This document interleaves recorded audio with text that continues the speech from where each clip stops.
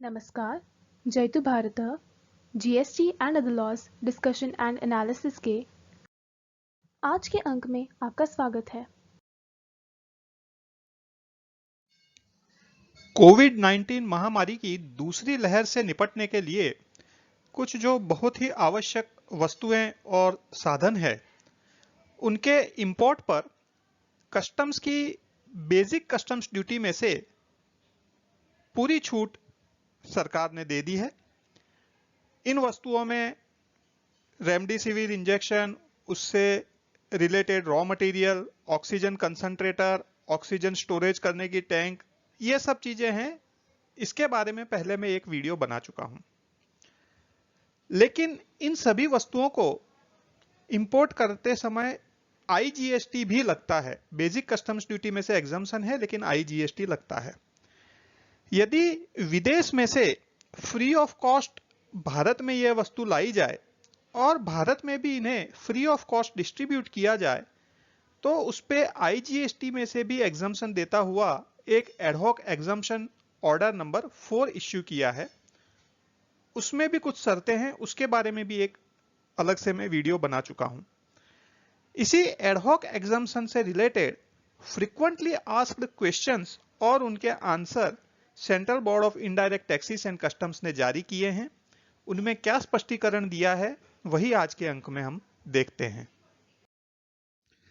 पहला प्रश्न है कि क्या यदि हम विदेश में से इन वस्तुओं को खरीद कर फिर भारत के अंदर फ्रीली डिस्ट्रीब्यूट करें, तो एडहॉक एग्जम्पशन ऑर्डर का लाभ मिलेगा और उसमें आईजीएसटी में से एग्जम्पशन मिल जाएगा।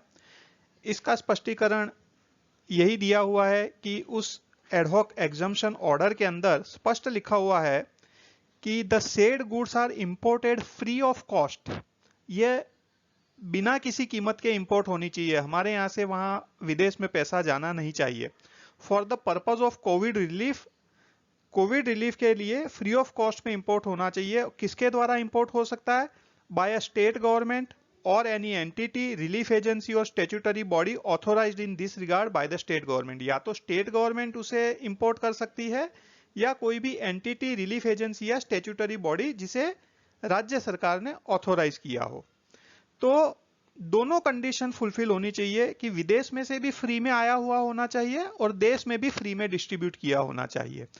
कई कॉरपोरेट्स ये चाहते हैं कि वे विदेश में से भले पैसा देकर भी इंपोर्ट कर लें और यहाँ देश में फ्री में डिस्ट्रीब्यूट करें, तो उसमें आईजीएसटी में से एग्जम्पशन मिल जाएगा। लेकिन ये स्पष्टीकरण के आधार पर और जो एग्जम्पशन ऑर्डर है, एडहॉक एग्जम्पशन ऑर्डर, उसकी कंडीशन के आधार पर यह स्पष्ट कर दिया गया है कि विदेश में से भी फ्री ऑफ कॉस्ट आना चाहिए और हमारे देश में भी उसे फ्री ऑफ कॉस्ट डिस्ट्रीब्यूट किया जाना चाहिए।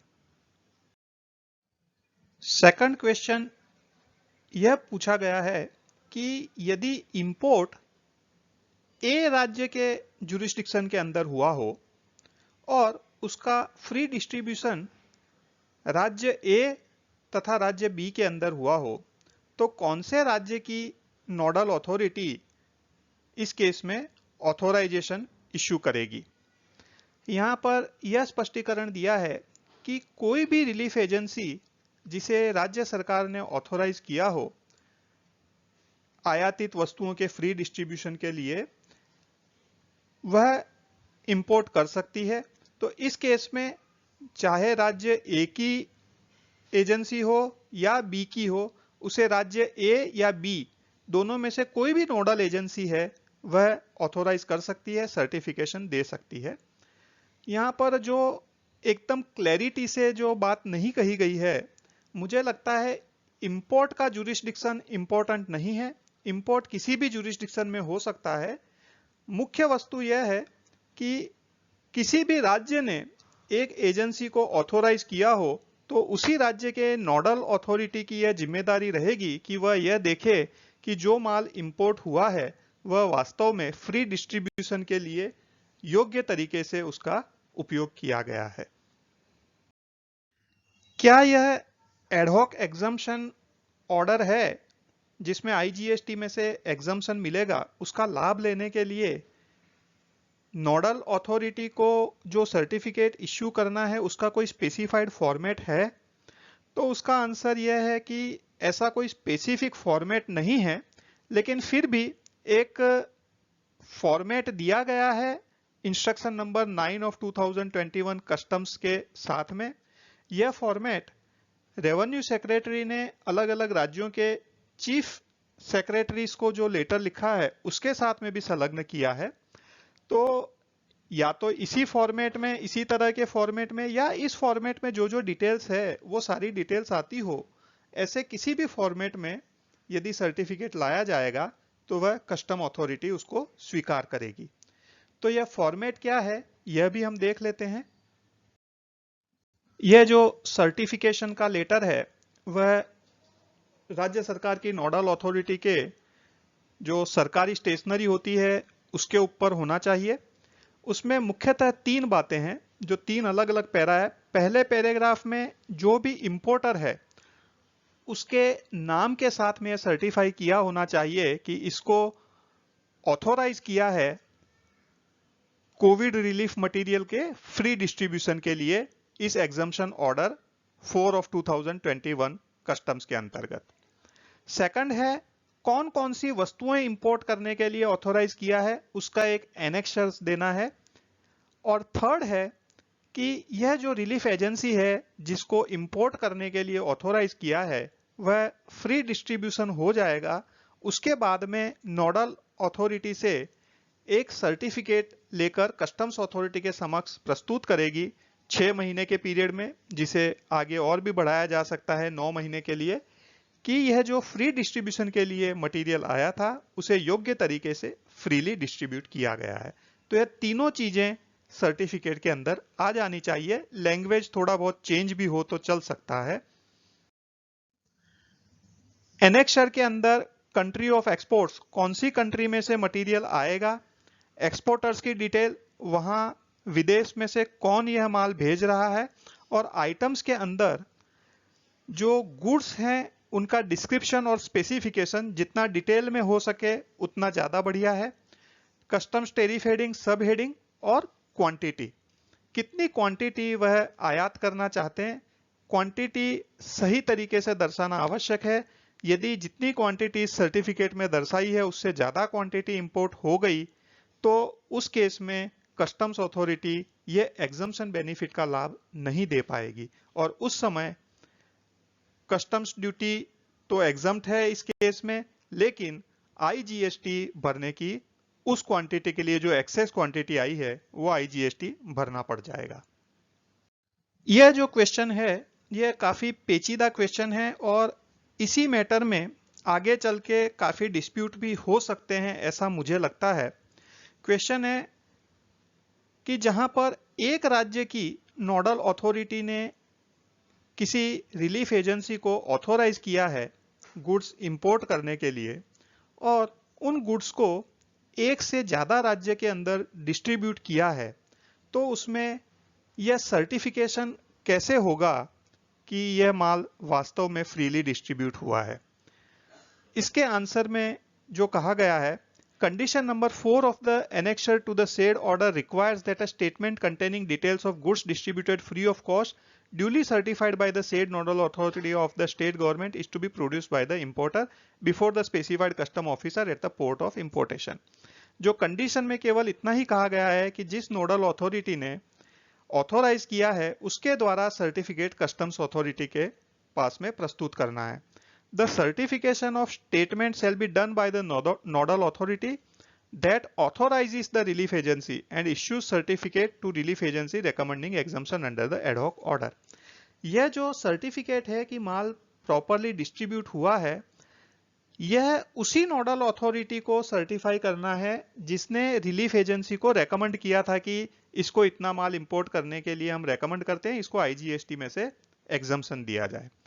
अब एक राज्य की नोडल अथॉरिटी ने ऑथोराइज किया है, सर्टिफाई किया है किसी रिलीफ एजेंसी को, लेकिन उसका माल दूसरे राज्य में डिस्ट्रीब्यूट हुआ है, तो इस राज्य की सीमा से बाहर हुआ है, तो यह कैसे सर्टिफाई करेंगे, इसके लिए एडहॉक एग्जम्पशन के अंदर कोई प्रोसीजर नहीं दी गई है।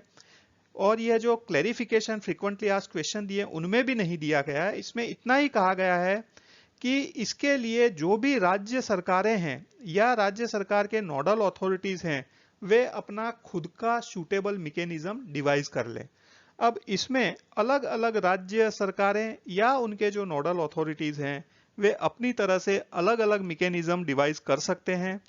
इसमें जो सिमिलरिटी होनी चाहिए ऑल इंडिया लेवल पर वह भी नहीं होगी, और यदि एक राज्य के ऑथोराइज्ड एजेंसी है, रिलीफ एजेंसी, वो दूसरे राज्य में डिस्ट्रीब्यूट करती है फ्री मटेरियल, तो उसको किस प्रकार से सर्टिफाई किया जाएगा, इसमें बाद में थोड़ी सी दिक्कत भी आ सकती है। तो जो भी इंपोर्टर इस प्रकार से एक से अधिक राज्य में फ्रीली डिस्ट्रीब्यूट करना चाहते हैं वह पहले से ही जहां से वो सर्टिफिकेट ले रहे हैं अपने राज्य के नोडल अथॉरिटी से, उनसे कृपया स्पष्टीकरण ले ले कि बाद में यह माल डिस्ट्रीब्यूट होने के बाद सर्टिफिकेशन के लिए हमें क्या प्रोसीजर करनी होगी, तो पहले से ही उसके लिए सावधानी बरती जा सके। जो राज्य सरकार की नोडल अथॉरिटी है वह रिलीफ एंटिटी को सर्टिफिकेट इश्यू करेगी और वह रिलीफ एंटिटी कस्टम्स डिपार्टमेंट को वह सर्टिफिकेट प्रस्तुत करेगी इंपोर्टेशन के टाइम पर। क्या यह समझ सही है? तो इसका आंसर है हाँ, यह समझ सही है। जैसा कि एडहॉक एग्जम्पशन ऑर्डर में दर्शाया हुआ है, जो स्टेट नोडल अथॉरिटी है वह इंपोर्टिंग एंटिटी को ऑथोराइज करेगी और जो इंपोर्टिंग एंटिटी है रिलीफ एंटिटी वह इसे इंपोर्ट के टाइम पर कस्टम्स डिपार्टमेंट के समक्ष प्रस्तुत करेगी, जिससे आईजीएसटी में से एग्जम्पशन लिया जा सके। जो राज्य सरकार की नोडल अथॉरिटी से सर्टिफिकेट लेना है वह क्या कंसाइनमेंट वाइज लेना आवश्यक है? इसका आंसर है कि हर कंसाइनमेंट का अलग सर्टिफिकेट लेने की आवश्यकता नहीं है। एक ही सर्टिफिकेट में ज्यादा क्वांटिटी भी आप लिख सकते हैं, लेकिन जब भी हर कंसाइनमेंट आएगा उसका क्लियरेंस होगा उस समय वो सर्टिफिकेट प्रस्तुत करना आवश्यक है। तो हो सकता है उसमें से क्वांटिटी डेबिट करते जाएं, माइनस करते जाएं कि इतनी क्वांटिटी का सर्टिफिकेट था, इतनी आ गई और अभी भी इतनी शेष है, लेकिन हर पोर्ट वाइज अलग अलग सर्टिफिकेट जारी करना आवश्यक है। तो आप यदि एक से ज्यादा पोर्ट पर इंपोर्ट करना चाहते हैं तो हर पोर्ट के लिए अलग सर्टिफिकेट इश्यू करवाएं, तो वही उचित रहेगा। वैसे कंडीशंस के अंदर यह बताया है कि अलग अलग सर्टिफिकेट लेने की आवश्यकता नहीं है, लेकिन मेरे हिसाब से सुविधाजनक यही रहेगा कि आप कंसाइनमेंट वाइज अलग सर्टिफिकेट लें, तो वो पुराने सर्टिफिकेट में से कितनी क्वांटिटी डेबिट हुई है, कितनी बाकी है, उनका सब हिसाब किताब रखने की आवश्यकता ही नहीं रहे। आज के अंक में बस इतना ही। धन्यवाद। Please like, share and subscribe. आपको और किसी जीएसटी रिलेटेड विषय पर जानकारी चाहिए विशेषतः तो कमेंट्स में लिख सकते हैं। जय हिंद।